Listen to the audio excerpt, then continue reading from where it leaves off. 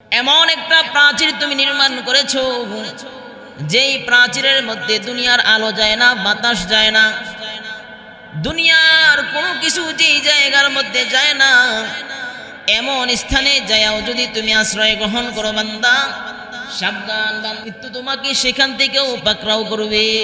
আল্লাহ তাআলা পবিত্র কালামের মধ্যে বলেন, মৃত্যু থেকে যত বান্দা পালাইতে চাইবা, পালানোর কোনো সুযোগ নাই। আইনামা তাকুনু ইউদরিকুমুল মাউত ওয়ালাউ কুনতুম ফি বুরুজিম মুশাইয়াদা। আই বান্দা, মৃত্যু থেকে পালানোর জন্য তুমি যদি সীসা জ্বালা প্রাচীরের নিচেও যে আশ্রয় গ্রহণ করো, এমন একটা প্রাচীর তুমি নির্মাণ করেছো যেই প্রাচীরের মধ্যে দুনিয়ার আলো যায় না, বাতাস যায় না, দুনিয়ার কোনো কিছু যেই জায়গার মধ্যে যায় না, এমন স্থানে যাও যদি তুমি আশ্রয় গ্রহণ করো বান্দা, সাবধান, মৃত্যু তোমাকে সেখান থেকেও পাকড়াও করবে। মৃত্যু তোমাকে সেখান থেকেও পাকড়াও করবে যেখানে যায় তুমি আশ্রয় গ্রহণ করো, যেখানে দুনিয়ার কেউ যায় না, কেউ যাইতে পারে। মুহতারাম হাজিরিন, বোঝাইতে চাইলাম যে মৃত্যু আমার আপনার সবার জন্য নির্ধারিত।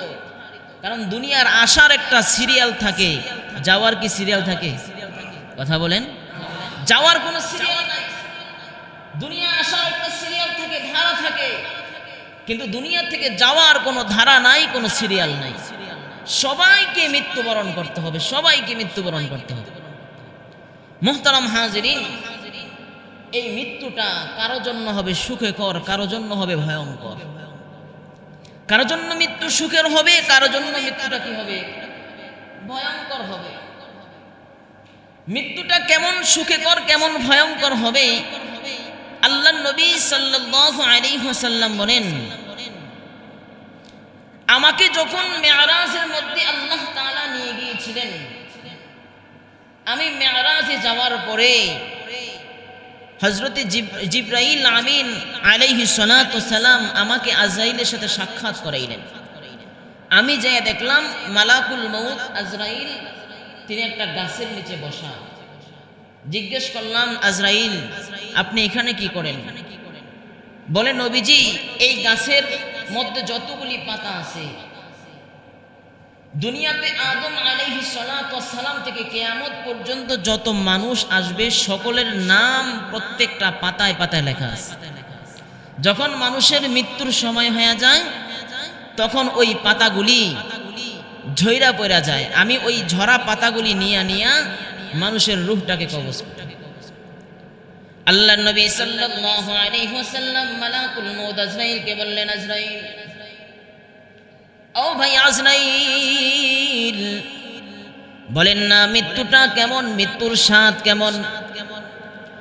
আল্লাহর নবী সাল্লাল্লাহু আলাইহি ওয়াসাল্লাম যখন মালাকুল মউতকে কথা বললেন, মালাকুল মউত আজরাইল আলাইহিস সালাতু ওয়াস সালাম বললেন, নবী গো, আল্লাহর একজন নবী ছিলেন হযরত ইদ্রিস আলাইহিস সালাতু ওয়াস সালাম। সাইয়্যিদানা হযরত ইদ্রিস আল্লাহ তাআলা কে বললেন, আল্লাহ, ও দয়ার মালিক, ও আল্লাহ, একটু আমি মৃত্যুর আগে মৃত্যুর যেমন যন্ত্রণা এটা দেখতে চাই, একটু অনুভব করতে চাই। আল্লাহ তাআলার নিকট যখন ইদ্রিস আলাইহিস সালাতু ওয়াস সালাম এই কথা বললেন, আল্লাহ তাআলা সাইয়্যিদানা ইদ্রিস আলাইহিস সালাতু ওয়াস সালামের নিকট আমাকে পাঠায়া দিলেন। আমি আল্লাহর হুকুমে হযরত ইদ্রিস আলাইহিস সালাতু ওয়াস সালাম থেকে রূহটা বের করলাম। রূহটা বের করার পর আল্লাহর হুকুমে আবার ইদ্রিস আলাইহিস সালাতু ওয়াস সালামকে রূহটা দিয়ে দিলাম। সাইয়্যিদানা ইদ্রিস আলাইহিস সালাতু ওয়াস সালামকে আমি জিজ্ঞেস করলাম, ও ভাই ইদ্রিস, আপনার থেকে যখন আমি রূহ বের করেছি তখন আপনার কি অবস্থা হয়েছে? হযরত ইদ্রিস আলাইহিস সালাতু ওয়াস সালাম সেদিন বললেন, দুনিয়ার মানুষদেরকে যদি জাহান্নামের কোনো আযাব না দিয়া, দুনিয়ার মানুষদেরকে যদি পরকালের কোনো আযাব না দিয়া মৃত্যু নামক আযাব দিয়া দেন, তাহলে ওই মৃত্যু নামক আযাবটা ওই বান্দার জন্য যথেষ্ট হয়ে যাবে। তার মানে সালাম বলেন, দুনিয়াতে আমি এর থেকে যন্ত্রণাদায়ক শাস্তি আমি আর কখনো অনুভব করি নাই মৃত্যু থেকে। মৃত্যু থেকে বড় ভয়ঙ্কর আযাব আমি আর কখনো অনুভব করি নাই। তাহলে বুঝেন কত ভয়ঙ্কর মৃত্যু, কত ভয়ঙ্কর। এজন্য আল্লাহ নবী সাল্লাল্লাহু আলাইহি ওয়াসাল্লাম বলেন, বান্দারে তোমরা মৃত্যু থেকে পলায়ন করার চাইতেও মৃত্যু থেকে পলায়ন করতে পারবে না। কারণ মৃত্যুটা কারো জন্য সুখকর হবে, কারো জন্য মৃত্যুটা ভয়ঙ্কর হবে। আল্লাহর একজন নবী ছিলেন হযরত ইদ্রিস আলাইহিস সালাতু ওয়াস সালাম। আল্লাহ নবী একজন ছিলেন হযরত ঈসা আলাইহিস সালাতু ওয়াস সালাম। হযরত ঈসা আলাইহিস সালাতু ওয়াস সালাম আল্লাহ পাক রব্বুল আলামিনের একজন পেয়ারা নবী ছিলেন, যিনি কিয়ামতের আগে আবার দুনিয়ায় আসবেন। হযরত ইদ্রিস আলাইহিস সালাতু ওয়াস সালাম যখন দুনিয়ায় আসলেন, হযরত ইদ্রিস আলাইহিস সালাতু ওয়াস সালাম দুনিয়ায় আসার পর আল্লাহ তাআলার নিকট তিনটা জিনিস চেয়েছেন। এক নাম্বার, আল্লাহ তাআলার নিকট চেয়েছেন, আল্লাহ আমাকে দুনিয়ায় সহজভাবে পাঠান, কষ্টবিহীন পাঠান, আমাকে দুনিয়ায় আরামদায়কভাবে পাঠান। দুই নাম্বার হলো, আল্লাহ আমাকে দুনিয়ায় পাঠাবেন কিন্তু মৃত্যুর সময় আমার আরামদায়কভাবে আমার মৃত্যু দিয়েন। তিন নাম্বার, আল্লাহ নবী দোয়া করেছিলেন যে ওগো আল্লাহ, পরকালে আমাকে যে পাঠাবেন, পরকালে আমার জন্য আপনি উত্তম ব্যবস্থা করিয়েন, ভালো ব্যবস্থা করিয়েন। মানে উত্তম ব্যবস্থা করেন, ভালো ব্যবস্থা করেন। হযরত ঈসা আলাইহিস সালাতু ওয়াস সালাম দোয়া করেছেন, আল্লাহ যে আপনি আমাকে দুনিয়ায় পাঠাবেন তো আরামের সাথে পাঠাবেন। কিসের সাথে বলে? আরামের সাথে। আমরা তো দুনিয়ায় সন্তান জন্মগ্রহণ করাই পেট কাইটা, ঠিক কিনা বলেন? আরামের জন্য পাঠাই, আরামের জন্য পেট কাইটা ফেলি, মার পেট কাইটা সিজার কইরা আমরা সন্তান বের করি। কত আরাম সন্তানের আমরা চাই, দেখেন কত আরাম চাই, কত আরাম চাই।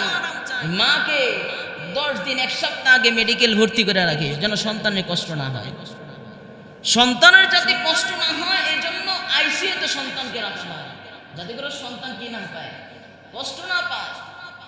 কিন্তু আমরা এই জিনিসটা শেখাই না যে মৃত্যুর সময় যেন সন্তান আরামের সাথে মৃত্যুবরণ করে। কারণ আমরা জানি না কোন জিনিসটা করলে সন্তান আরামের সাথে মৃত্যুবরণ করে, ঠিক কিনা বলেন? আমরা জানি না কোন জিনিসটা করলে সন্তান আরামের সাথে মৃত্যুবরণ করবে। বলে সন্তানকে যদি নেক কাজ করাইতে পারেন, মানে সন্তানকে যদি নামাজি বানাইতে পারেন, সন্তানকে যদি দিনদার বানাইতে পারেন, সন্তানকে যদি মুত্তাকি বানাইতে পারেন, তাহলে ওই সন্তানের মৃত্যুটাও হবে নেককারের মৃত্যু, ঠিক কিনা বলেন? ওই সন্তানের মৃত্যুটা হবে নেককার। আমরা তো সন্তানকে দুনিয়ায় আনার জন্য কত কিছু করি, হ্যাঁ কত কিছু করি, কিন্তু মৃত্যুবরণ করার সময় যে কষ্ট হবে সেটা আমাদের অন্তরের মধ্যেই থাকে। মুহতারাম হাজিরিন, মৃত্যুটা কেমন কষ্ট হবে আমি আপনাদেরকে আরেকটা ঘটনা শোনাই। হযরতে ইদ্রিস, হযরতে ঈসা আলাইহিস সালাতু ওয়াস সালামকে আল্লাহ তাআলা এই পাওয়ার দিয়েছিলেন যে তিনি কবর থেকে মৃত্যু মানুষকে জীবিত করতে পারতেন। হযরতে ঈসা আলাইহিস সালাতু ওয়াস সালামকে আল্লাহ তাআলা এই পাওয়ার দিয়েছিলেন। হযরতে ঈসা আলাইহিস সালাতু ওয়াস সালাম জীবিত মৃত্যু মানুষকে জীবিত করতেন। হযরতে ঈসা আলাইহিস সালাতু ওয়াস সালাম একবার রাস্তা দিয়ে হাইটা যাইতেছেন, এক বুড়ি মা সে কান্না করতেছেন কবরের সামনে দাঁড়ায়। হযরতে ঈসা আলাইহিস সালাতু ওয়াস সালাম বললেন, বুড়ি মা আপনি কেন কবরের সামনে দাঁড়ায় দাঁড়ায় কান্না করেন? বুড়ি মা বলে, গত কয়েকদিন আগে আমার সন্তান এই কবরের বাসিন্দা হয়ে গেছে, আমি সন্তানের জন্য কান্না করি। ও ঈসা তুমি আসছো ভালো হয়েছে, কারণ আল্লাহ তাআলা তোমাকে সেই পাওয়ার দিয়েছে যে তুমি কবর থেকে মৃত মানুষকে জীবিত করতে পারো। তুমি আল্লাহর হুকুমে কবর থেকে মৃত মানুষকে জীবিত করতে পারো। আমার সন্তানকে একটা বারের জন্য জীবিত করে দাও, আমি আমার সন্তানটাকে নয়ন বইরা দেখি, আমি আমার সন্তানকে যদি একবার দেখতে পারি তাহলে আমার মনের মধ্যে যত দুঃখ বেদনা আছে সবগুলি দূর হয়ে যাবে। আল্লাহর নবীর কাছে যখন বৃদ্ধ মহিলা এই আবদার করলো, আল্লাহ তাআলা হুকুমে হযরতে ঈসা আলাইহিস সালাতু ওয়াস সালাম তার সন্তানকে জীবিত করলেন। জীবিত যখন করলেন, সন্তান আল্লাহর হুকুমে দাঁড়ায় গেল। সন্তানটা আল্লাহর হুকুমে দাঁড়ানোর পর ওই সন্তানটার চুল যত ছিল সবগুলোই পাইকা গেল। বৃদ্ধ মহিলা জিজ্ঞেস করলো, সন্তান, তোমাকে যখন দাফন দিয়েছিলাম তখন তোমার প্রত্যেকটা চুল ছিল কালো, এখন যখন তুমি কয়েকদিন আগে মৃত্যুবরণ করলা তখনও তোমার চুল ছিল কালো, এখন যখন তোমাকে কবর থেকে উঠাইলো এখন তোমার চুল কেন পাকা? ওই সন্তান জবাব দেয়, মাগো, আপনি আমার জন্য ঈসা আলাইহিস সালাম পাঠাইতেন দুনিয়ায় থাইকা, এটাই তো আমার জন্য ভালো ছিল। মা, আমি যখন দুনিয়া ছেড়ে অন্ধকার কবরের বাসিন্দা হয়েছি, আমি যখন অন্ধকার কবরের মধ্যে চলে গেলাম, যখন মালাকুল মউত হযরতে আজরাইল আলাইহিস সালাতু ওয়াস সালাম আমার রূহটা বের করেছে, আমার এত পরিমাণে কষ্ট হয়েছে, এত পরিমাণে আমার কষ্ট হয়েছে যে আমার চুল দাড়ি যা ছিল সবগুলি পাইকা গেছে, সবগুলি পাইকা গেছে। শুধু তাই নয় রে মা, আবার তো মৃত্যুবরণ করতে হবে, একটু আল্লাহর নবীর কাছে দোয়া করেন যাতে করে মৃত্যুর সময় যেমন কষ্ট হয়েছে এখন যেন আর এমন কষ্ট না হয়, এমন যেন আর কষ্ট না হয় যে কষ্টটা মৃত্যুর সময় আমার হয়েছে। তার মানে বোঝা যায় যে মৃত্যুবরণ করতে হবে, এটা নিশ্চিত। তবে মৃত্যুটা কারো জন্য ভয়ঙ্কর, কারো জন্য আরামদায়ক। এজন্য সাহাবায়ে কেরাম কবর দেখলে চিৎকার করে করে কাঁদতেন। আল্লাহর নবীর একজন সাহাবী হযরতে উসমান রাদিয়াল্লাহু তাআলা আনহু, যাকে জিন্নুরাইন বলা হয়, নবী করিম সাল্লাল্লাহু আলাইহি ওয়াসাল্লাম তার দুইটা মেয়েকে জিন্নুরাইন হযরত উসমান রাদিয়াল্লাহু তাআলা আনহুর সাথে বিবাহ দিয়েছে। হযরত উসমান রাদিয়াল্লাহু তাআলা আনহু ছিলেন জান্নাতের সার্টিফিকেট পাওয়া সাহাবী। হযরত উসমান রাদিয়াল্লাহু তাআলা আনহু যখন কবরের সামনে যাইতেন তো উসমান রাদিয়াল্লাহু তাআলা আনহু চোখের পানি ছেড়ে ছেড়ে কান্না করতেন। আল্লাহর নবীর সাহাবী হযরত উসমান এমন ভাবে কান্না করতেন যে উসমানের দাড়ি মোবারক ভিজে যাইত। উসমান চোখের পানি ফেলায়া কবরের সামনে যে কান্না করতেন। সাহাবায়ে কেরাম জিজ্ঞেস করলেন, উসমান, আপনি তো জান্নাতের সুসংবাদ প্রাপ্ত সাহাবী, আপনার কোনো টেনশন নাই, নবীজি 10 জন সাহাবীকে জান্নাতের সুসংবাদ দিয়েছেন, আপনাকেও জান্নাতের সুসংবাদ নবী করিম সাল্লাল্লাহু আলাইহি ওয়াসাল্লাম দিয়েছেন। ওগো উসমান, আপনি কেন কান্না করেন? হযরত উসমান রাদিয়াল্লাহু তাআলা আনহু বলেন, আমি নবী করিম সাল্লাল্লাহু আলাইহি ওয়াসাল্লামের জবান থেকে শুনছিলাম, আল কবরু রাউযাতুম মির রিয়াদিল জান্নাহ আও হুফরাতুম মিন হুফারিন নার। আল্লাহর নবী সাল্লাল্লাহু আলাইহি ওয়াসাল্লাম বলেছেন, কবরটা কারো জন্য জান্নাতের বাগান সমূহ থেকে একটি বাগান হবে, আবার ওই একই কবর কারো জন্য জাহান্নামের গর্ত থেকে একটি গর্ত হয়ে যাবে। আমি উসমান কবর দেখে এই জন্য কান্না করি, কারণ মানুষের মৃত্যুর পরে প্রথম ঘাঁটি হলো কবর। ওই কবরের হিসাব যদি বান্দার সহজ হয়ে যায়, কবরটা যদি কারো জন্য দুনিয়ার ফুল, কবরটা যদি কারো জন্য জান্নাতের বাগান হয়ে যায়, ওই কবরটা যদি কারো জন্য সহজ হয়ে যায়, তাহলে আল্লাহ তাআলা তার বাকি হিসাবগুলি সহজ করে দিবে। আর ওই কবরটা কারো জন্য যদি জাহান্নামের গর্ত হয়ে যায়, কবরের 3টা কষ্ট করা হবে। ওই 3টা কষ্ট যদি কেউ না দিতে পারে, তাহলে তার জন্য কবরটা বড় ভয়ঙ্কর হয়ে যাবে। আমি উসমানের জন্য কবর দেখা দেখা কান্না করি। আমি ওসমানের কবর যদি জাহান্নামের গর্ত হয়ে যায়, তাহলে আমি ওসমানের কি উপায় হবে? আমি ওসমানের কি উপায় হবে? কি উপায় হবে? সে চিন্তায়, সে ভাবনায় আমি ওসমান চোখের পানি ফেলায় কান্না করি, সে চিন্তায় কান্না করি। অথচ সাহাবীরা বলে ওসমান কবর দেখলেই পরিমাণে কান্না করেন, জাহান্নামের আলোচনা শুনলে এই পরিমাণে কান্না করতেন। ওসমান বলে কবরটাই তো মেন। মানুষ দুনিয়ায় থাকে ঠিক, দুনিয়া তার এত সুনাম সুখ্যাতি, এত সম্পদ, এত কিছু, মৃত্যুর পরে তার সম্পদ সুনাম কোনো কাজে আসবে? কথা বলেন, কোনো কাজে আসবে? কোনো কাজে আসবে না। একমাত্র কবরের মধ্যে আমার আপনার পুঁজি হবে নেক আমল, ঠিক কিনা বল? এই দুনিয়াতে আল্লাহ পাঠাইছেন পরীক্ষা দেওয়ার জন্য। পরীক্ষা যদি ভালো রেজাল্ট না করতে পারেন, পরকালে ফলাফল দেওয়ার সময় ধরা খেয়ে যাবেন, ঠিক কিনা বল? সবাই ধরা খেয়ে যাবে। এজন্য দুনিয়ায় আল্লাহ পাঠিয়েছেন নেক আমল সংগ্রহ করার জন্য, নেক আমল সংগ্রহ করার জন্য। এজন্য প্রতিদিন কবর বান্দারের ডাইকা ডাইকা বলেন আনা বাইতুল গুরবাহ। কবর প্রতিদিন ডাইকা ডাইকা বলেন আনা বাইতুল গুরবা, আমি হলাম একাকিত্বর ঘর, আমার কাছে আসার আগে চিন্তা ভাবনা করে করে আসবা। ওই কবর প্রতিদিন ডাইকা ডাইকা বলে আনা বাইতুল দুত, আমি হলাম পোকামাকড়ের ঘর, আমার কাছে আসার আগে চিন্তা ভাবনা করে করে আসবা।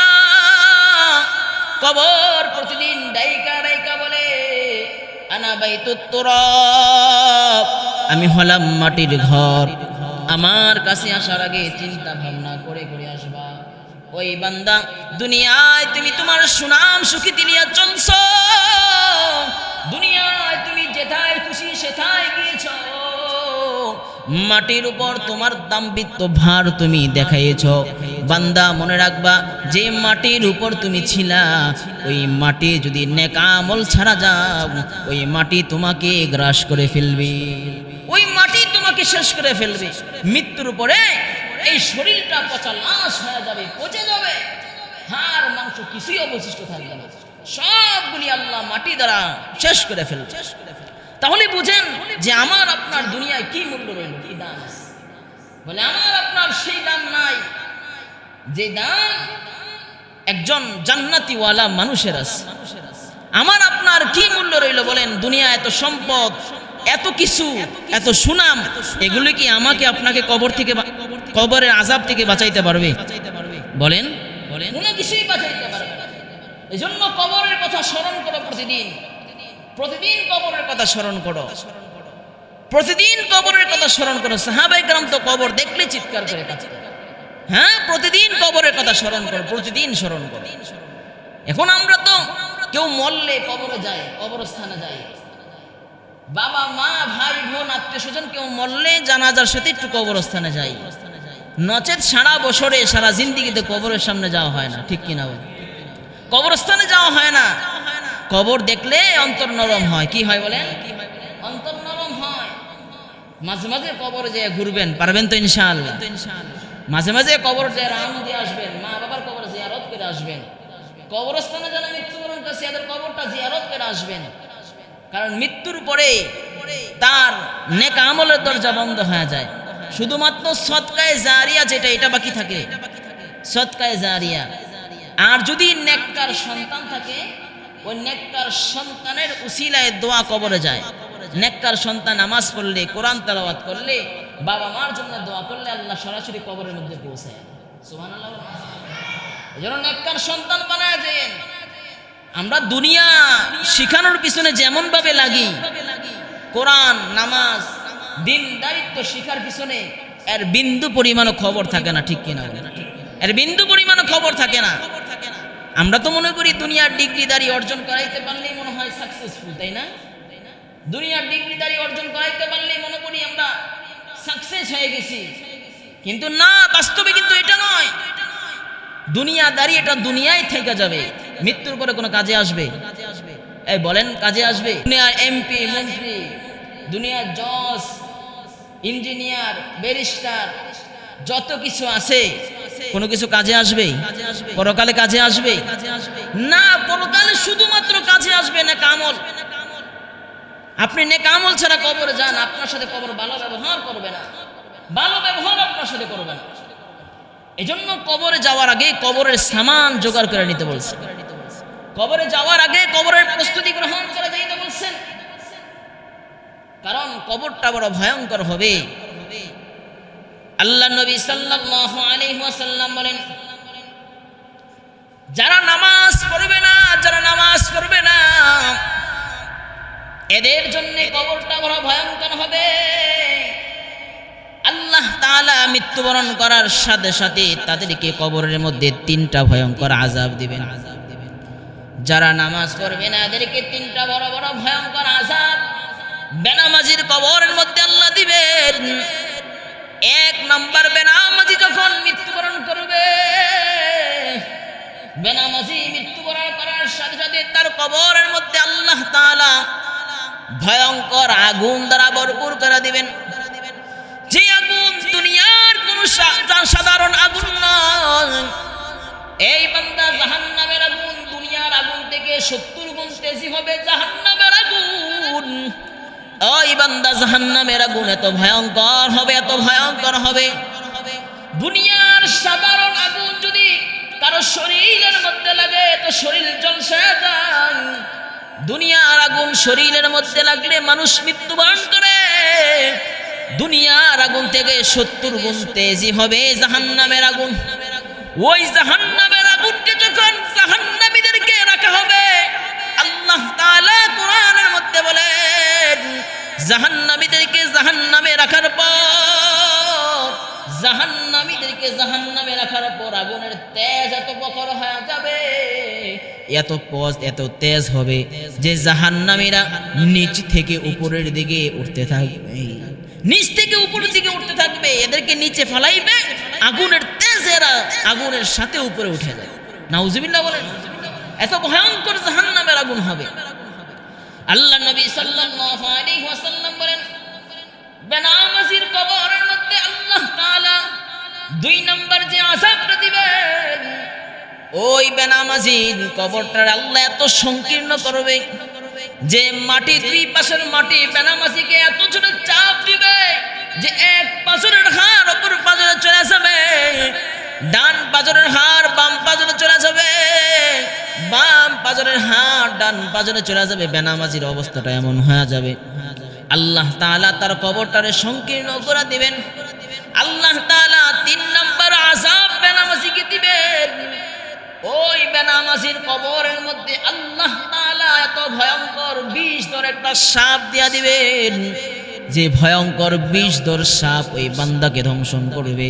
আল্লাহ নবী সাপের বর্ণনা দেয়, সাপটা কেমন হবে? বলে সাপের চোখ হবে আগুনের চক্ষু, ওই সাপের নখ হবে লোহার নখ, ওই নখের দৈর্ঘ্য কত বড় জানো? আল্লাহ নবী সাল্লাল্লাহু আলাইহি ওয়াসাল্লাম বলেন, একজন সুস্থ সবল মানুষ যদি একদিন লাগায়া হাইটা যতটুকু পথ অতিক্রম করে, একটা সাপের নখ হবে ততটুক পরিমাণ একটা সাপের নখ হবে।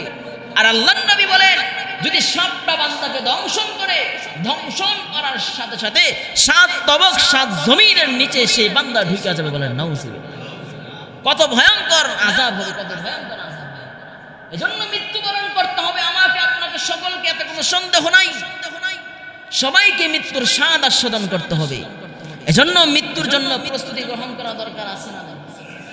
সবাই বলেন অবশ্যই মৃত্যুর প্রস্তুতি গ্রহণ করার জন্য মৃত্যুর প্রস্তুতি গ্রহণ করা দরকার আছে। কবি বলেন, মরণ থেকে যতই পালাও, মরণ থেকে যতই পালাও, মরণ তোমায় লইবে ঘিরি, যদিও শুধুর আকাশ প্রাণে পালাও, সেথায় লাগিয়ে সিঁড়ি। নদী পথে নৌকা চালাও, নদী পথে নৌকা চালাও, কের মাঝি ভাই, বেলা ডুবার আগে আমি ওপার যেতে চাই। ডুবে গেলে বেলা যে আর ওঠে না, ভেঙে গেলে মেলা যে আর জমে না। এই জিন্দেগি হায়াত থাকতে বান্দা তুমি কবরের জন্য প্রস্তুতি গ্রহণ করো। মৃত্যুবরণ করার পর আর কোনো লাভ হবে না। তুমি চাইলেও আর দুনিয়ায় আসতে পারবা না, কারণ দুনিয়ায় তোমার মা ছিল, চলে গেছে, দুনিয়ায় তোমার বাবা ছিল, তাও চলে গেছে। কত বংশের লোকেরা দুনিয়া আসছে, কেউ দুনিয়ায় চিরজীবন থাকতে পারে না। আল্লাহ তাআলা বলেন দুনিয়ায় কেউ চিরজীবন থাকতে পারবেও না, ঠিক কিনা বলে? যেদিন মৃত্যু আসবে ওদিন মৃত্যু আমাকে আপনাকে পাকড়াও করবে। আমার কাছে আপনার কাছে তো আজরাইল আসবে না, নবীর কাছে আজরাইল আসছিল। আমার কাছে আপনার কাছে মৃত্যুর সময় আয়েশা বলবে না যে তোমার রূহটাকে নিব কিনা, এ কথা আমাকে আপনাকে বলবে না। শুধুমাত্র একজনের কাছে আল্লাহ পাক রব্বুল আলামিন আজরাইলকে মৃত্যুর সংবাদ দিয়ে পাঠিয়েছিলেন, তিনি হলেন আমার আপনার নবী, দু জাহানের বাদশা নবী আলাইহিস সালাতু ওয়াস সালাম। আমার আপনার নবীর কাছে আল্লাহ তাআলা আজরাইলকে বার্তা দিয়ে পাঠিয়েছেন যে যাও, নবীর কাছে যাও, নবী যদি অনুমতি দেয় তাহলে তার রূহ কবজ করবা, নাচত করতে পারবা। হযরতে মালাকুল মউত হযরতে আজরাইল আলাইহিস সালাতু ওয়াস সালাম জিবরাইলের সাথে আল্লাহর নবীর কাছে আসলেন। আল্লাহ নবীর কাছে আসার পর জিবরাইল আমিন এসে নবীকে সালাম দিলেন, আল্লাহর নবী সালাম নিলেন। আজরাইল মালাকুল মউত আল্লাহর নবীকে সালাম দিলেন, নবীও সালামে উত্তর নিলেন। জিবরাইল এখন পরিচয় করা দেয়, নবী গো ইনি হলেন আজরাইল মালাকুল মউত, আল্লাহ তাআলা আপনার নিকট পাঠিয়েছেন, যদি আপনি অনুমতি দেন তাহলে রূহ কবজ করা হবে, নচত করা হবে না। এই এলান, এই সংবাদ দিয়ে যখন নবীর কাছে আজরাইলকে পাঠাইলেন, আল্লাহর নবী সাল্লাল্লাহু আলাইহি ওয়াসাল্লাম বললেন জিবরাইল যাও, একটু আল্লাহর কাছে যাও, আল্লাহর কাছে যা বলো যদি আমি নবী দুনিয়া থেকে চলে যাই তো আমার উম্মতের কি উপায় হবে? আল্লাহু আকবার বলবেন, আরো জোরে করে বলেন আল্লাহু আকবার। নবীকে বার্তা দিয়ে পাঠায় দেয়, যাও রে জিবরাইল যাও যাও, যদি আমি নবী দুনিয়া থেকে চলে যাই তো আমার উম্মতগুলোর কি উপায় হবে? আমার উম্মতের জিম্মাদারি দায়িত্ব কে নেবে? এই কথা দিয়ে যখন আল্লাহর কাছে পাঠাইলেন, আল্লাহ তাআলা জানায়া দেয় জিবরাইল যাও যাও যাও, আমার হাবিবকে আমার রাসূলকে তুমি যা বলবা যে আল্লাহ নবী আপনি যখন দুনিয়া থেকে চলে যাবেন আপনার কোনো টেনশন নাই, আপনার উম্মতের জিম্মাদারি আল্লাহ তাআলা স্বয়ং নিজেই নিয়ে নেবেন। সুবহানাল্লাহ। আল্লাহর নবী বলেন জিবরাইল যদি আমার উম্মতের দায়িত্ব যদি আল্লাহ তাআলা স্বয়ং নিজে লয়া লন তাহলে আমার কোনো টেনশন নাই, আমার কোনো চিন্তা নাই। তাহলে আল্লাহ তাআলাকে বলো আমার রূহটাকে বের করে নিতে।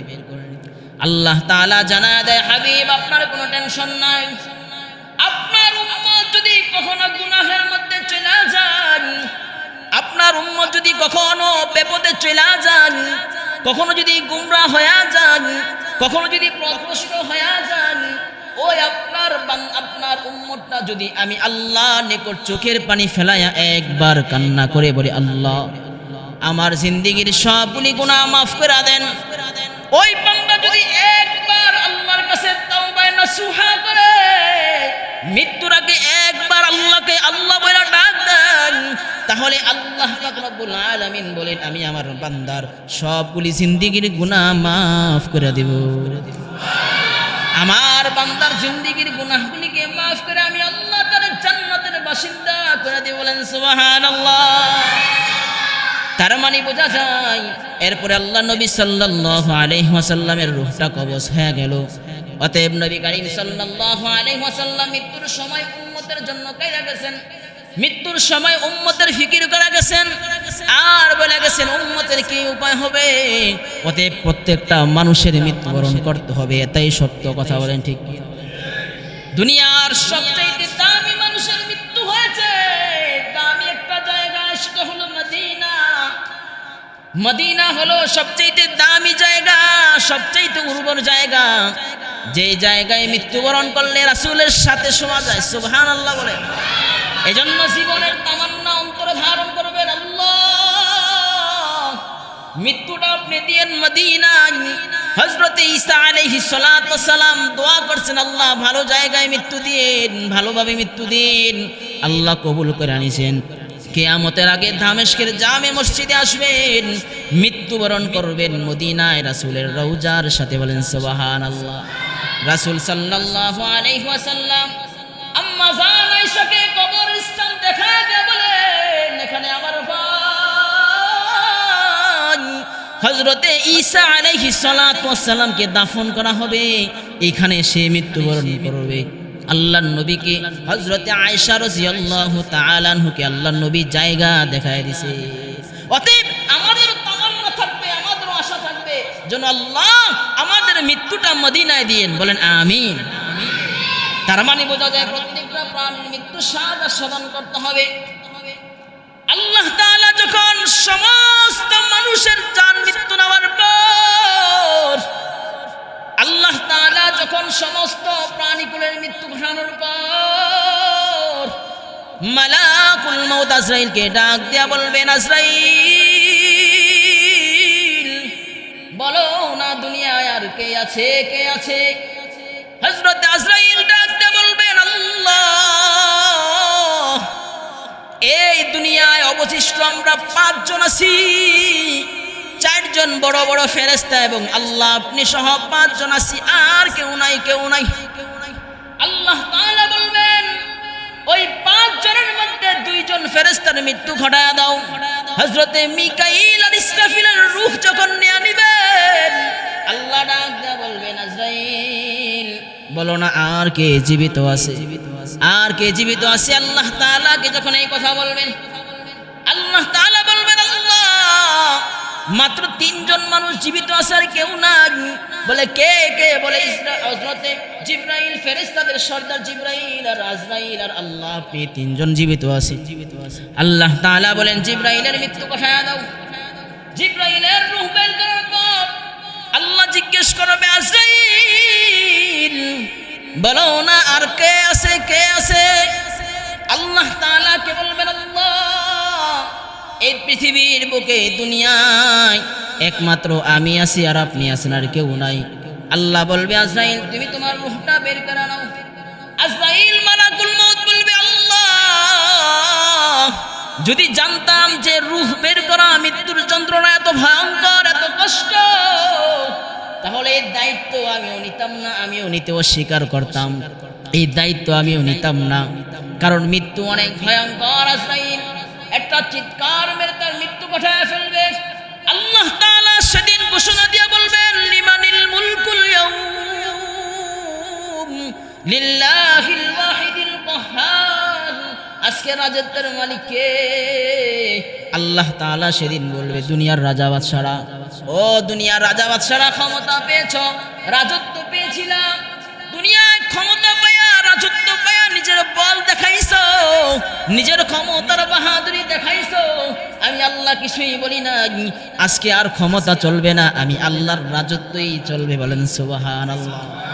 আমি আল্লাহর রাজত্বই চলবে, আর কারো রাজত্ব চলবে না। অতএব বোঝা যায় আল্লাহ তাআলা ব্যতীত পৃথিবীর যত মাখলুক আছে, যত প্রাণীকুল আছে, যত সৃষ্টিকুল আছে, সকলের মৃত্যুবরণ করতে হবে। ঠিক কিনা বলে? সকলের মৃত্যুবরণ করতে হবে। এজন্য মুহতারাম হাজরিন, আসুন আমরা মৃত্যুর আগে মৃত্যুর প্রস্তুতি গ্রহণ করি। কিভাবে মৃত্যুর প্রস্তুতি গ্রহণ করব? বলে মৃত্যুর প্রস্তুতি গ্রহণ করার জন্য আমাদেরকে বেশি থেকে বেশি পরিমাণে নেক আমল করতে হবে। পারবো না ইনশাআল্লাহ? আল্লাহ পাক আমাদেরকে জান্নাতের সামান জোগাড় করে জান্নাতি বানিয়ে আল্লাহ তাআলা আমাদের মৃত্যু ঘটান। সকলে জবান খুলে বলুন আমিন। ওয়া আখিরু দাওয়ানা আনিল হামদুলিল্লাহি রাব্বিল আলামিন। যারা